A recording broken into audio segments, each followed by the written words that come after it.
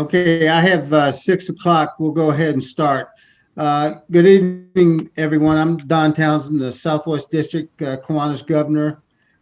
Thank you for joining tonight for the mid-year education conference. Start out with a video from Arlie, the International President.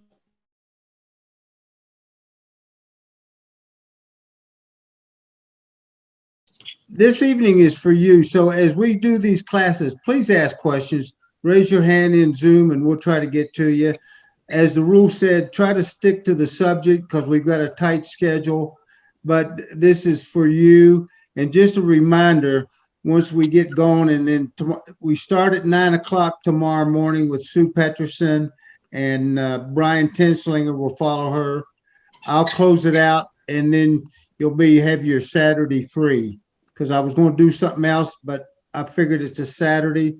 Got two great speakers, and then you can go about your own business. So we'll start out first with Jim Sowers, who's currently the secretary of the Southwest District Foundation. He's in the Albuquerque Club. He's the president of Los Lunas. He's my buddy on Key Leader. So he knows about everything there is to know about the Southwest District Foundation. So Jim, you're on. All right, thank you, Don. Can everybody hear me? I see heads shaking up and down. That's a good sign. I've been asked to talk a little bit about the foundation, what the differences are in the different foundations, perhaps how to start a foundation, and I don't know what you want to see. I'm prepared to talk about a variety of things. I don't have any handouts. But I can certainly get you things afterwards if you feel the need. I do have some material prepared that I can pull up on the screen if I can figure out how to do that. So let me just start off by asking is there anybody in the audience tonight that is looking to create a club foundation? If so, yell, wave your hands, hit the chat button, do whatever you're supposed to do on Zoom. Anybody at all? Good. That's the more difficult topic. That being the case, let me pull up something that I'm going to try to share my screen. I've got two screens here I'm working on, so I don't know what you're about to see, but I'm going to click on that. Can you see? And now you guys just moved to my other screen. Can you see me, or do you see something else? No, we can see your screen, Jim. For the with a picture of the lodge out at Camp Kiwanis? Yes. Good. All right, this is a presentation that I put together a while back, and I have tweaked a little bit on occasion for various reasons. Let me kind of go through this fairly quickly if I can make it do what it's supposed to do. If I can get to a point where I can find my beginning here. Let me talk a little bit about Kiwanis clubs and club foundations as it relates to the Southwest District Kiwanis Foundation. Don may be the governor, but I am not the secretary of the foundation. I am the treasurer for it, and I hate to have to do both jobs because they're both rather, they're not complicated. There's a lot to keeping it up and running. And Bert Snipes is our secretary, and Bob Morrell is our current president. So let's go through the differences here that I have. Let's talk a little bit about foundations to start with.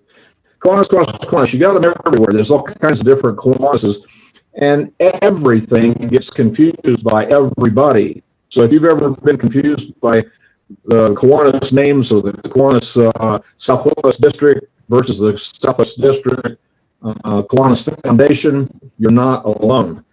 Within the Kiwanis International, Their club side of it, if you want to think of it that way, is Kiwanis International.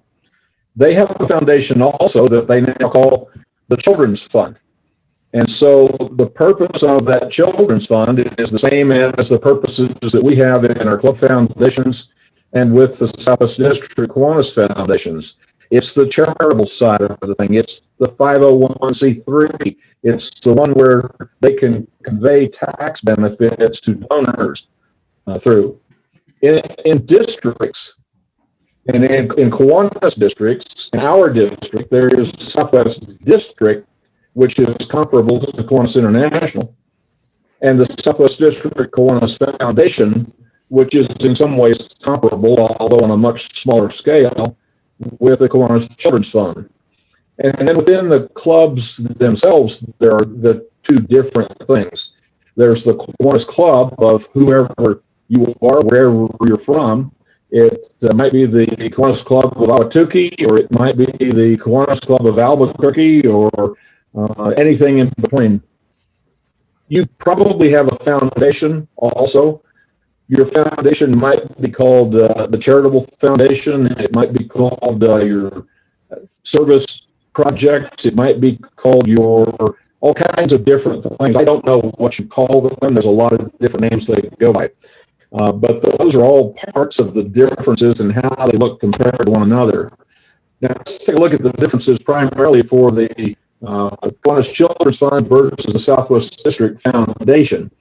The Kiwanis, the big International Children's Fund, is headquartered up in Indianapolis. It holds the 501c3 status. It's a separate board and staff from Kiwanis International.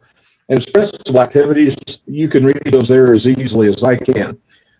On the Southwest District Kiwanis Foundation, we started back in 1972.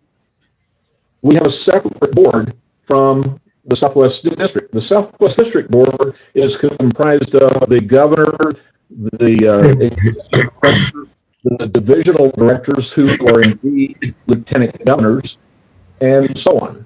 Tony Katowski is on that board, Don is on that board, and so is everybody who's a current lieutenant governor for the Southwest, for the Southwest District, that's the case. For the Southwest District Foundation, we have divisional directors, theoretically one from every division. We're short a couple of divisions. We do have a couple of at-large directors, but the board here is also different than what we have for the Southwest District. The Southwest District Foundation provides 501c3 status, the full-blown charity status, to about 2/3 of all of the clubs in the Southwest District. And they do that by a rule that was passed through the IRS many years ago that we took advantage of. And we have, as I said, about 2/3 of all of the Kiwanis clubs that attach themselves to the Southwest District Foundation through a subordinate process, a legal process. And they don't have to go through all the rigmarole of going after that 501c3 status for their foundation side of the house independently. And it's able to save a little bit of money, but it's mostly done for simplicity's sake. It generally happens very quickly, and you can see kind of the differences there in some of the things that we do. Now let's take it a step further. The Southwest District Kiwanis Foundation has officers that are directed by or created, voted for within each of the divisions. Your club foundation, the officers come from within your club. Theoretically, they are different than the board members and the directors that you have for your club, but in reality, in most cases, they're exactly the same. In the Southwest District Foundation, we provide 501c3 status. We get income in the foundation from Camp Kiwanis rentals, from a cell tower that we have on the property out there, through donations, gifts, and sales that we have, and through grants that we pursue on a larger scale. Your club foundations do much the same thing, although typically on a little bit smaller scale. It's controlled by your club, and you can go out and get that C3 status the same way as I described a minute ago, either independently or by attaching to the foundation, the bigger foundation. In either case, your club is required to provide or to file an annual IRS filing for both your club and your club's foundation. They are two separate entities. They are two tax IDs and not one. You tend to think of them as your service project and your operations project or account. They go a lot of different names, but you typically might even have two bank accounts. And in reality, you probably should, but some clubs are small enough that it just doesn't work out well for them. Jim, So is your club, Jim, I want to interrupt you for just a moment. Certainly. Seem to be having some audio issues. Can you maybe try to get a little closer to your mic? Either that, or you may also be having internet connection issues. My mic is my cell phone. I can turn my volume up a little bit, but I don't think that'll help anything for you, because the only way I can get my picture and myself, or in my other thing, I'm talking relatively loud. If you can't hear me, I apologize, but I don't know how to turn that up. We can hear you, Jim, but it just sounds very staticky. Let me make sure the connection's tight. Thank you, Jim. All right, moving on. As I said, your club foundation is a separate legal entity from your Kiwanis club. It should have separate meetings. You should schedule board meetings occasionally for your club foundation, just as you probably schedule board meetings for your club. If you're attached to the Southwest District Kiwanis Foundation as part of your club's foundation, you may fall under some rules that we have to follow, that you have to follow. And one of the advantages of being attached to the foundation is that we remind you that you have to file your IRS filings. You can't overlook them, because we started in about April gathering that information and reminding you to send out your IRS filing, because we can't risk losing our 501c3 status because one of the subordinate clubs doesn't keep theirs. We have to drop a club that doesn't file the paperwork as necessary. But Barry, your fundraising activities should all occur in your foundation rather than your Kiwanis club. You refer to them as club activities, but they're really part of your foundation activities, probably. And then this gets into how to form a club foundation. And once again, if there's nobody here interested in how to go about creating a club foundation, it's probably, I'm not going to go into a huge amount of depth on it, but suffice it to say that probably the majority of the Kiwanis clubs in Southwest District have both a club and a foundation. Not all do. Each is a separate legal entity. Each has its own employee identification number, EIN, established with the IRS. And if you're going to form a club foundation, you've got to create separate bylaws for your foundation. You've got to decide who the officers will be. You've got to file for and create an EIN. You've got to incorporate within your state of residence. And then you've got to obtain any other identity information that your state may require and file all those reports with the IRS.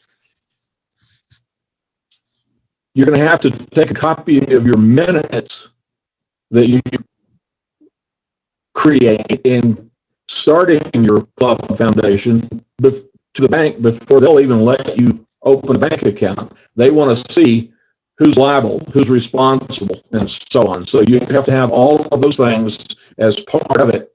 If you want to go out and do your own thing, the Kiwanis International has the rules and regs about how to go about creating your own thing. And of the third of the clubs or so in Southwest District who aren't attached to the Southwest District Foundation, most of them have done their own thing, either because they predate the Southwest District Foundation or because they simply don't have a foundation and they've never gone through that process. And so all of those bits and pieces would be necessary. As I said, you got to, you eventually need all that paperwork to open a bank account. And then Pat Irvin in Phoenix is our legal advisor for the foundation, and that is his phone number at his work, and he will help you attach to the Southwest District Foundation once you've gone through all those other bits and pieces. Now, I'm going to quit yapping and ask for questions. Does anybody have any questions? Does anybody want to know more detail? Because I've got all kinds of paperwork I can throw at you.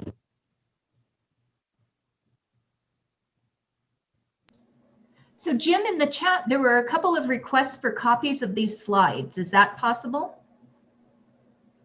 Sure. Here's what I'm going to do.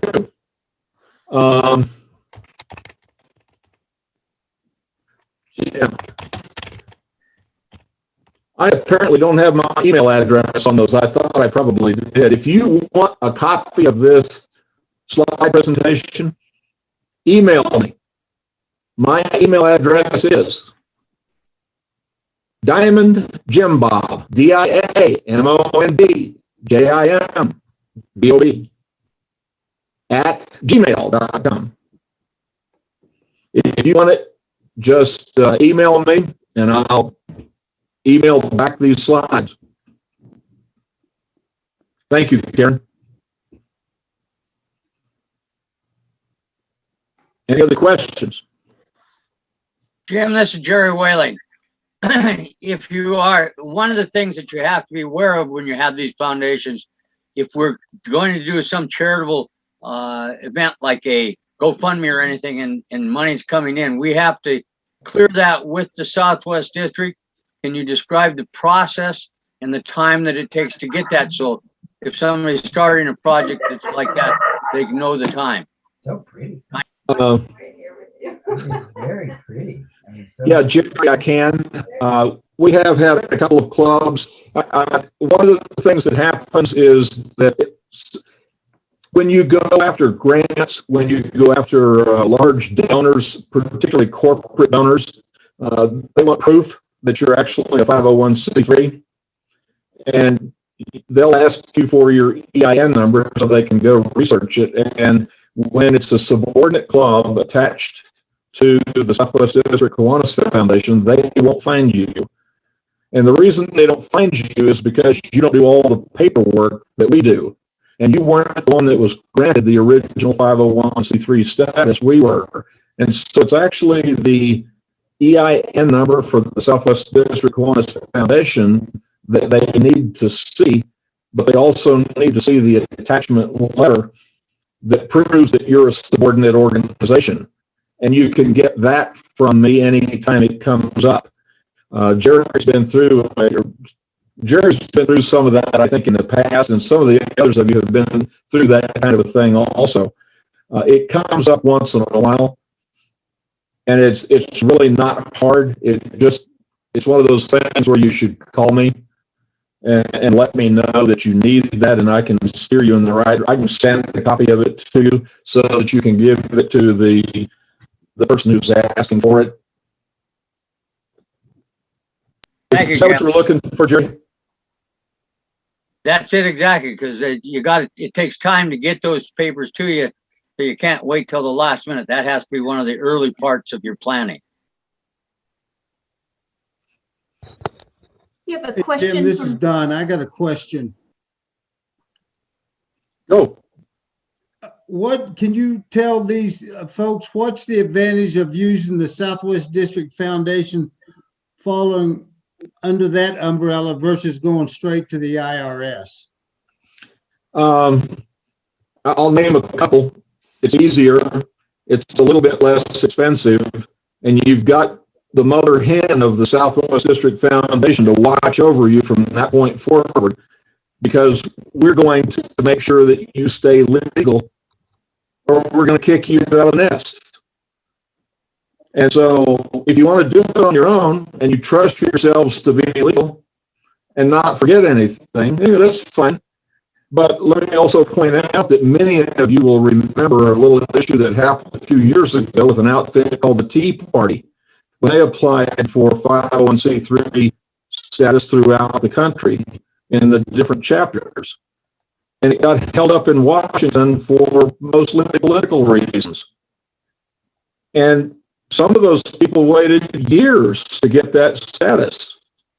And so things can go wrong going alone. And unless you're a pretty good sized club, I recommend not doing it, because you need a reason to do it, not a reason to not do it.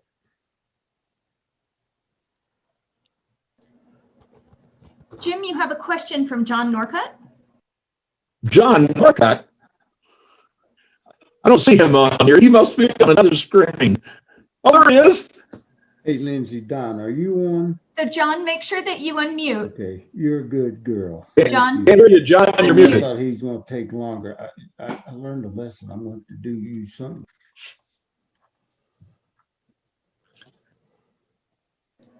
John, I can't. John, yeah, I can't hear you. John, you're still muted, John. Okay, there we go. There he is. That's the first time in my life. Jim, I'm looking at this stuff. The club has to do some initial paperwork.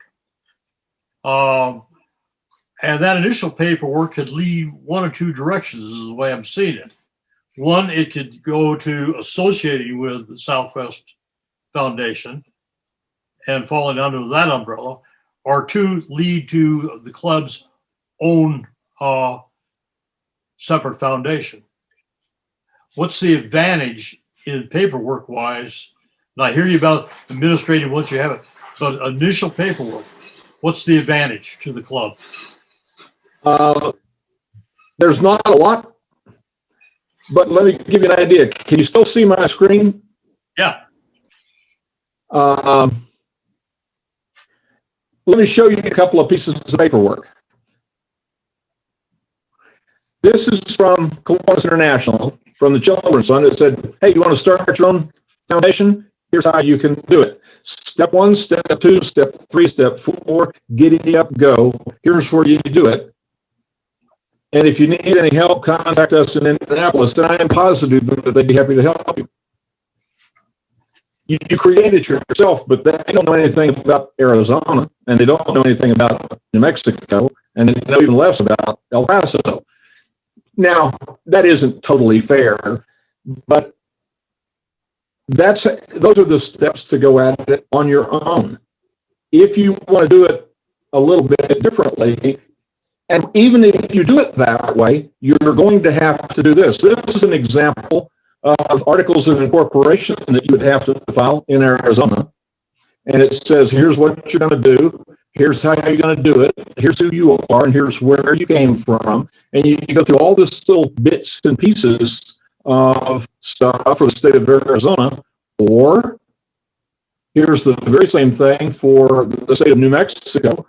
Here's your articles of incorporation. It's the form that you have to fill out to be able to name your directors, all the bits and pieces that they all ask. That happens no matter what. You have to do that.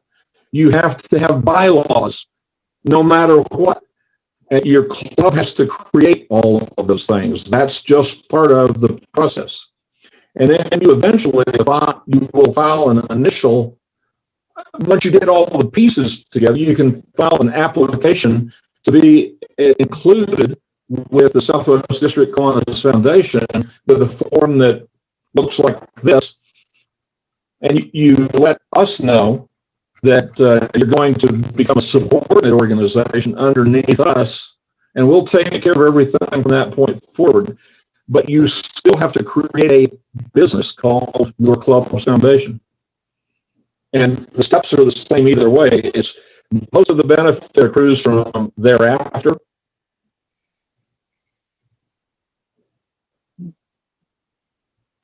Hey, Jim, can I say something to back you up there? Certainly. So the Santa Fe Downtown Kiwanis Foundation is a 501c3. A few years back, we messed up and we didn't have the mother hen watching us, like Jim said. And by the time we realized something had gone horribly wrong, it cost us many, many thousands of dollars to get our 501c3 status back. So just the fact that you have Jim and Pat keeping an eye on you, that's well worth it. Thank you, Ken.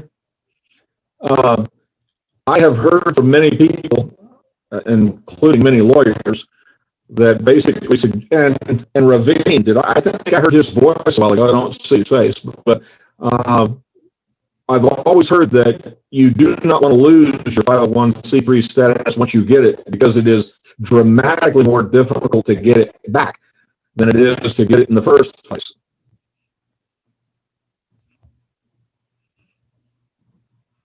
Any other questions?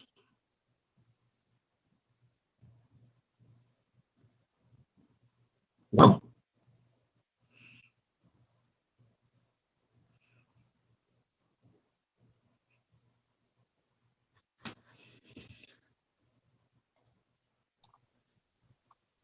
Did I get everything here?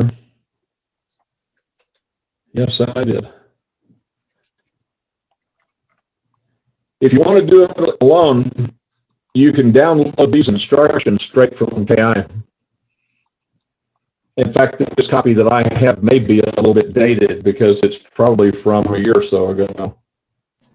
And Jim, I think that we are still seeing your PowerPoint presentation, not the form from KI. So Really? I don't know if you want to try to change what you're sharing on your screen, or people can just do a search of KI's website. I'm a novice at this. Can you see that now? Perfect. Sorry, I didn't know what I was doing. Please don't trust me with anything. In fact, I'm gonna break the lead out of this pencil and put it over here. But this is the thing that comes from KI. It basically says 1, 2, 3, 4. Here's how you can go about creating your own club foundation, because quite frankly, we are unique in a lot of ways out here in the Southwest District. There are very few entities anywhere within IRS purview that have an organization set up the way we did. Way back in the 1970s, we decided that it would be a good idea to have this 501c3 capability for ourselves for the entire Southwest District. And we set this up and applied to the IRS to have this subordinate structure. That's very uncommon. Most states, most districts do not have it. And so if you call Kiwanis International and ask them how to create a 501c3 charitable organization, this is what they're going to tell you. They'll send you this document. But in the Southwest District, we have something that's a little different. We have an option. And that's what I've talked about. And I can show you those other forms, but they're not all that meaningful. Barbara, did you have a question for Jim? Yeah, I did. Can a check made out to Kiwanis be deposited in a local foundation account? Or does it have to be made out to the Kiwanis Club Foundation of Surprise? Barbara, that's a real good question. And I see that all the time. Let me tell you that I get checks that are for the Southwest District. And the Southwest District occasionally gets checks that are for me. And I know in my own Kiwanis Club, in the Albuquerque Club, I have seen checks come in that say Kiwanis Club of Albuquerque, and we put them in the foundation because our foundation name is the Kiwanis Club of Albuquerque Charitable Foundation. It should be in the name of the foundation. It should always be that way. It simply isn't always.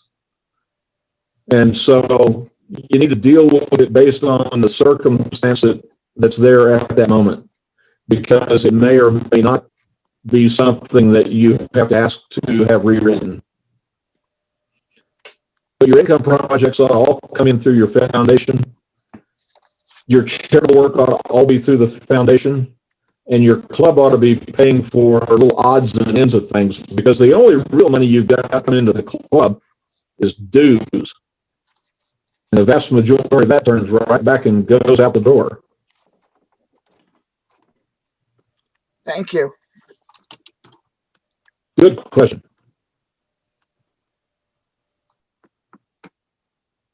Anybody else? Am I out of time? No, not quite. I see it's 1842 here in New Mexico. Hey, Jim, can I ask you a question? Certainly, Karen. Can you talk for a little bit on kind of the basic definition of what can be paid out of a foundation versus what can be paid out of the club admin account? That's a good question, too. If you have solicited money from grants, or especially from grants, many grants come with strings attached that say that you can only spend it certain ways, and they may want an accountability on that. So you need to be particularly careful with those. But if you've solicited donations or anything else for projects that you have going, perhaps it's your signature project or something, and you've got money coming in from the foundation, that money is being given to you with the expectation that that donor can deduct it from their income taxes because you're a 501c3. They can't do that if they give to a 501c4, which is your club. That's the significant difference between the two. And it's a big difference, according to the IRS. And so if they're giving it to be able to get a tax deduction, you need to be able to think that you're going to spend the money in a proper way. Now, what's proper? I'll give you some examples of what I've seen happen. I'll use the Albuquerque Club here as an example, because we've been up and down all the different possibilities, I think. Almost everything that we spend money on to raise money comes out of the foundation side. If we are going to have a project, call it a pancake breakfast or a working balloon fiesta, or you name it, that's going to cost money to generate money, that's legitimate expenditures that come out of the foundation side.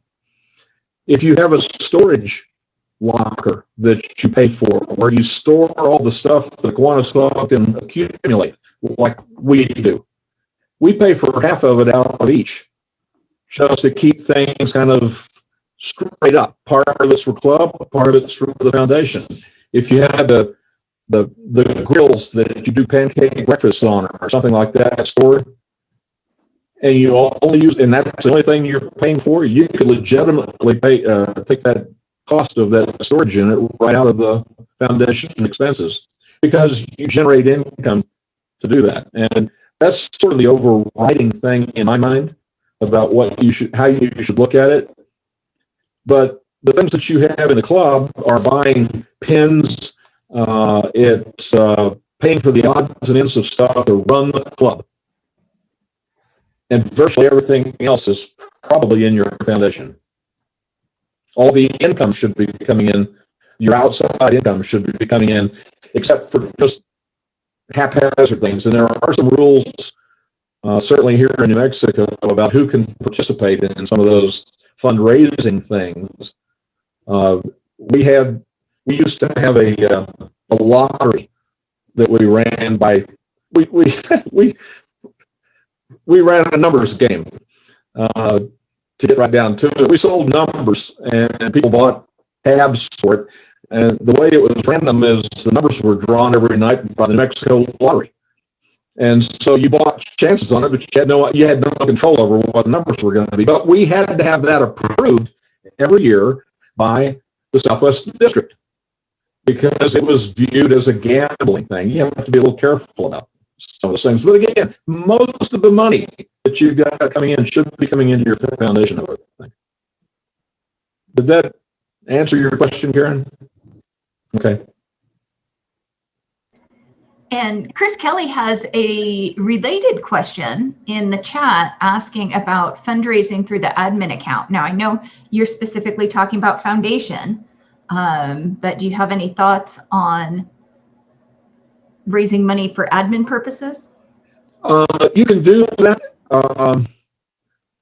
The one thing that I would give you in the way of a gotcha on that is be certain that whatever you're doing in that is not advertised as tax deductible. Be certain that anybody who might be a donor to that recognizes that. Even to the point that depending on how widely known it is, you might even want to have a statement in whatever you're doing that says this is not tax deductible or something of that nature.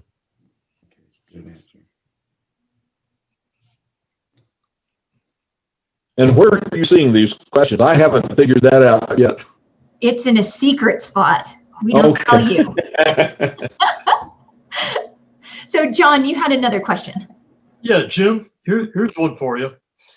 Where a club is working with the city government and in a joint project where the club is paying part of the project and the city is absorbing part of this. How do we handle that?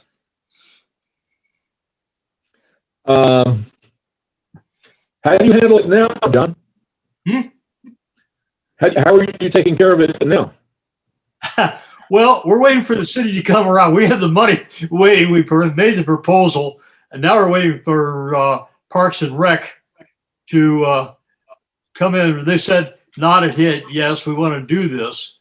And we're just waiting for them to, because basically they will be providing the land. We will be providing the playground equipment to go on that land. Okay, and are you going to raise money for the playground? We have gotten the grant. Okay, and you got it through your foundation? You got it through your club foundation? Yeah, more or less. That's the way to do it. Okay. Now, on the other side of the coin, because of the New Mexico laws about what a city or any government entity in the state of New Mexico can provide, are we going to run in afoul of that anywhere along the line?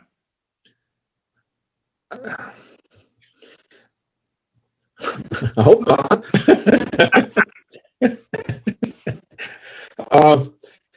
You could.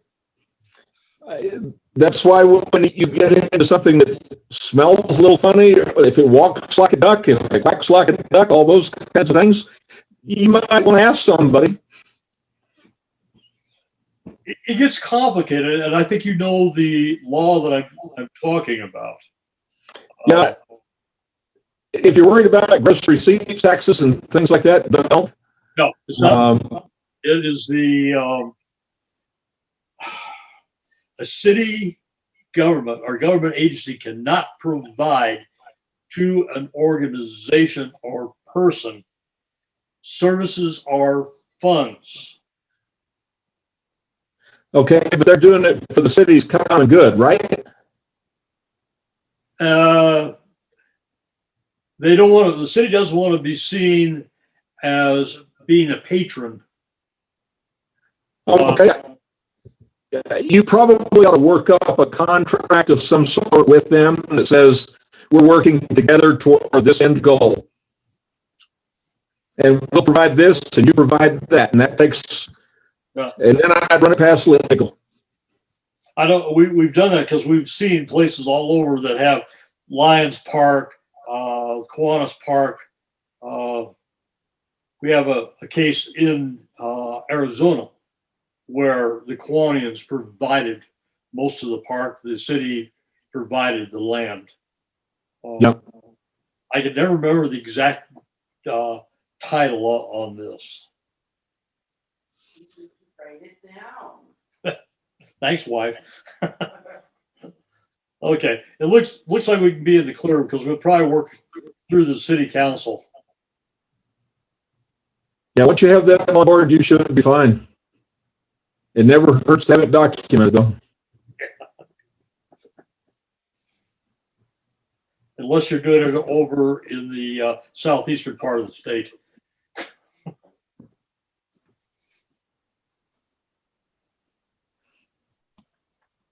All right, anybody else?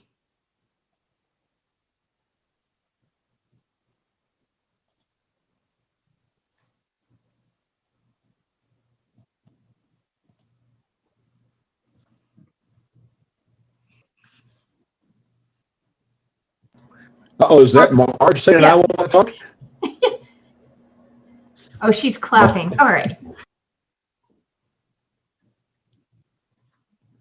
It's kind of like an auction. You make a signal and you're going to buy it, Marge. So be careful. Hey, Karen, I don't think Jim is hearing me. Can you ask him about the Christopher Kelly question? We already did.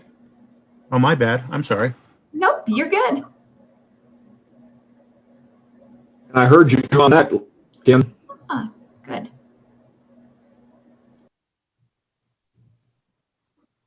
Hi, Milda. Good to see you again. Good